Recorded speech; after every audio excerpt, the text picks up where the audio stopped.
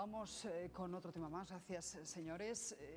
No sé si se acuerdan de este medicamento, talidomida. Lo tomaron miles de mujeres embarazadas para paliar sus náuseas y sus efectos fueron catastróficos. Estamos hablando de un fármaco muy común entre los años 57 y 61. Los hijos de quienes lo tomaron nacieron sin piernas o sin un brazo o con los dos demasiado cortos.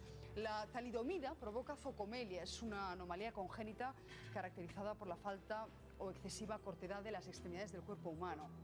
Se calcula que solo en España 3.000 niños sufrieron los efectos de este fármaco fabricado por una empresa alemana y recetado por cientos de ginecólogos en una veintena de países. Su venta se prohibió en el año 1961, aunque en nuestro país se siguió vendiendo hasta el 63. Esta es al menos la versión oficial, porque los afectados sostienen que la talidomida siguió en el mercado hasta 1973. Pues bien, casi medio siglo después de que iniciaran su batalla, los afectados por la talidomida han conseguido su primer triunfo. El Gobierno ha reconocido los primeros 24 casos y el Consejo de Ministros va a aprobar en los próximos días indemnizaciones que oscilan entre los 30.000 y los 100.000 euros. Uno de esos casos es el de Rafael Bengoechea. Muy buenos días, Rafael. Basterrechea, es un poquito complicado. Perdóneme, Basterrechea, me ha bien puesto Bengoechea. Cuéntenos, para usted es un primer triunfo, pero no está satisfecho tampoco. Hombre, en principio es un triunfo muy grande después de 50 años de lucha. Estamos hablando de que aquí no existíamos y hemos pasado no solo a existir, a reconocerlos, incluso pensamos que en el Real Decreto salga una disculpa oficial del Estado. ¿Y cómo se ha tardado tanto tiempo en hacer justicia? Es que estamos hablando de medio siglo. Nosotros creemos que al ser un medicamento inventado por un laboratorio alemán, qué duda cabe que Hitler y Franco tenían una relación muy especial y todo lo que venía de Alemania se consideraba como algo maravilloso. En principio, cuando se descubrió en el resto de Europa, aquí se tapó porque el laboratorio Grunenthal, que fue el que lo inventó, siempre consideró que no había sido el culpable de esta catástrofe y aquí se secundó. Se culpabilizó mucho a los médicos de esta circunstancia cuando un médico, al fin y al cabo, recetaba un medicamento que estaba autorizado. Que estaba autorizado, claro. Exactamente. Y se ocultó sistemáticamente. Incluso prácticamente yo lo descubro en el 2005, o sea, que cuando evidentemente he pasado por infinidad de médicos, de hospitales y siempre en la capital, en Madrid.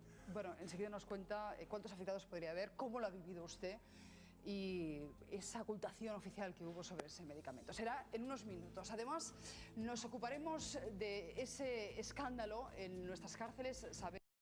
Hola de nuevo, señores. Estamos con Rafael Basterrechea. Muy buenos días. Él es uno de los afectados por la talidomida. Estamos hablando de un medicamento que tomaron miles de mujeres embarazadas en nuestro país entre los años 50 y 60, posiblemente más adelante también, en los 70. Y lo que evitaba ese fármaco era las náuseas típicas del embarazo, pero tenía efectos gravísimos sobre el feto. Y la mayor prueba la tenemos aquí delante. Extremidades más cortas, tanto brazos como piernas. Sí, correcto. Normalmente creaba focomelias, que se llama, que es un poco lo que veis, es un acortamiento de ambas extremidades. En mi caso es en las extremidades superiores, hay casos en que las inferiores y las superiores a la vez y solo las inferiores. Luego también ocasionaba defectos menores dependiendo del día de la gestación del feto. Afectaba a los oídos, afectaba a los ojos de forma más o menos grave. Y Rafael, ¿cuándo se da usted cuenta que es un afectado por la talidomida? Porque debía pensar usted que era una malformación congénita, ¿no? De pequeño. En principio yo paradójicamente me doy cuenta de mi afección gracias a la televisión.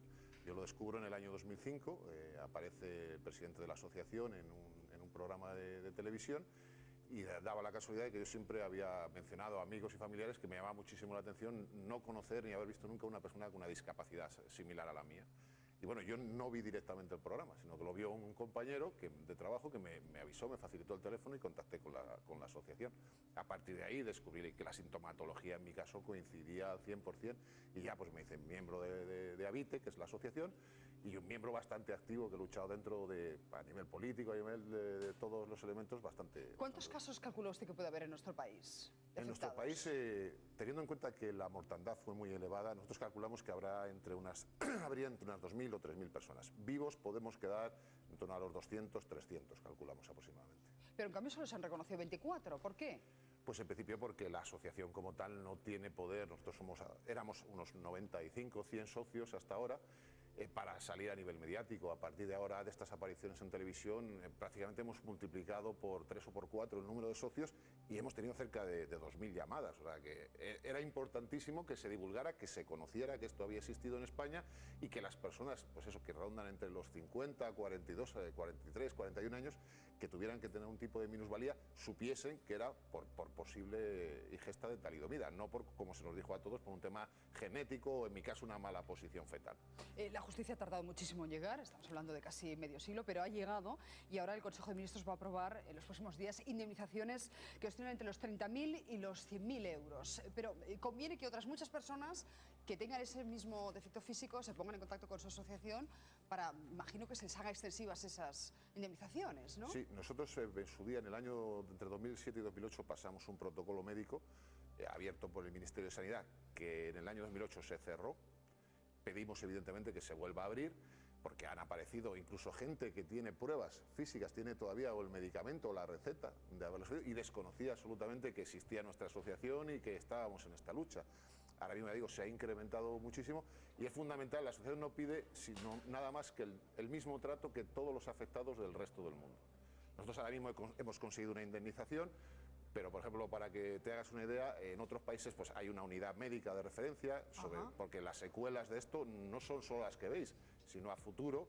Evidentemente yo cada vez tengo más problemas musculares, más dolores óseos, tengo artrosis, tengo artritis y no existe una unidad médica en España que sea conocedora de la talidomida. Dentro de la organización médica se sabe que existió, pero no hay especialistas en ello. Pedimos la gratuidad en las prótesis y en las ortoprótesis, pedimos unas pensiones vitalicias como el resto de los países que nos permitan acabar el resto de nuestra vida con la mayor dignidad posible. En fin, pedimos ser igual que el resto de afectados. Que los alemanes, que los franceses, que los italianos.